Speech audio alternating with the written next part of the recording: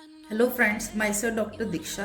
तो आज हम बात करेंगे क्रेनियल ड्यूरामेटर का थर्ड पार्ट 3 वीडियो में। इसके अंदर हम बात करेंगे detail about the falx cerebelli and diaphragma सेला।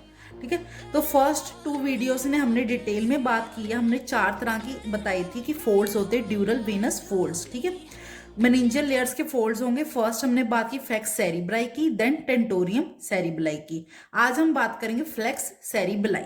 तो आपको मैंने बताया था फर्स्ट पार्ट में, इंट्रोडक्शन में जो थी उसके अंदर बताया था ये वाला क्या होगा, फ्लेक्स सेरिबेलाई। दो किसमें है, सेरिबेलम को किसमें डिवाइड कर रहा है, दो डिफरेंट लेफ्ट एंड राइट में डिवाइड करता है सेरिबेलम को। तो यहाँ पे ओरिजिनेट होता है इस रीजन में, कहां पर जा रहा है, नीचे की तरफ, यही बताया। The falx cerebelli is a small vertical reflection of dura mater located in the midline below the tentorium। ठीक है, below the tentorium, इसके बिल्कुल टेंटोरियम है लेफ्ट एंड राइट, इसके नीचे प्रेजेंट होता है, नीचे एक्सटेंड करता है, वर्टिकल एक्सटेंशन है।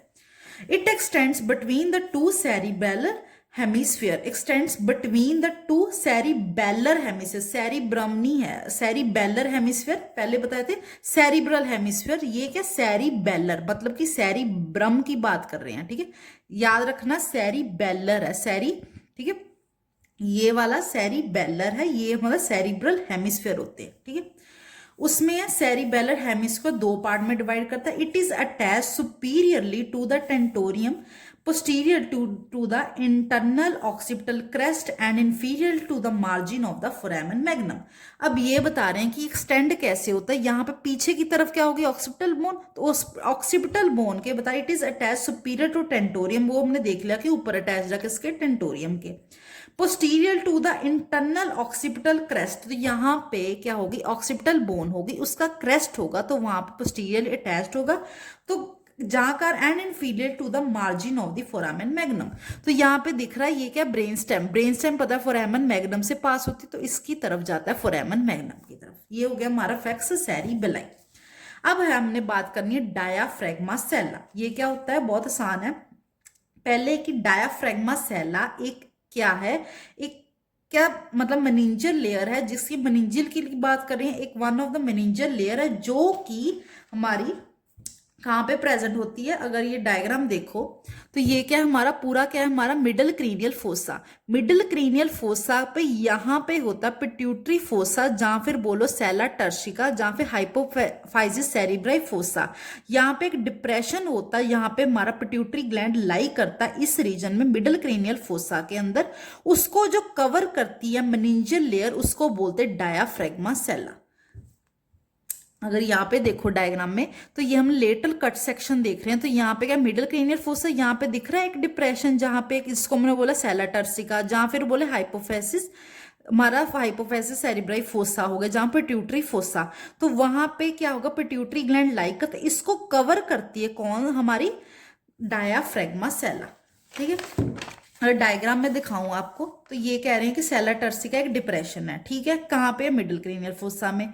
तो इसमें इसको जहाँ फिर क्या बोलो, सेला टर्सिका बोलो, चाहे हाइपोफाइजियल सेरिब्राई फोसा बोलो, या पिट्यूटरी फोसा बोलो, इस लेयर को कवर कौन करता, हमारा डायाफ्रैग्मा सेला।